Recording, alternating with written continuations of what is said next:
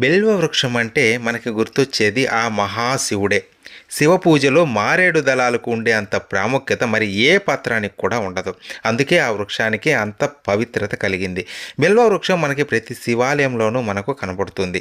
ఈ దళాలలో మహాలక్ష్మి కొలువుంటుంది.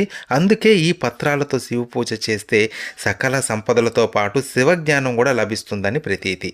ఈ చెట్టు మొదట్లో స్నానం చేసిన వారికి సర్వ తీర్థాలలో స్నానం చేసినంత పుణ్యఫలం లభిస్తుంది. ఈ బిల్వ వృక్షానికి 3 సార్లు ప్రదక్షిణ చేస్తే ముక్కోటి దేవతల అనుగ్రహం కలుగుతుందంట. ఇంకో రహస్యం ఏంటంటే ఈ చెట్టు మొదలని నీటితో తడిపిన లేక గంధ పుష్పాదులతో పూజలు చేసిన శివలోక అర్హతను పొందుతారంట. బిల్వదళంతో పాటు బిల్వ ఫలం కూడా శివుడికి అత్యంత ప్రియమే. ఈ పవిత్ర వృక్షం కింద ఒక భక్తుడికి భోజనం పెట్టిన కోటి రెట్ల పుణ్యం లభిస్తుందంట. అందుకే ఈ మారేడు దళం ఎంతో విశిష్టత సంతరించుకుంది.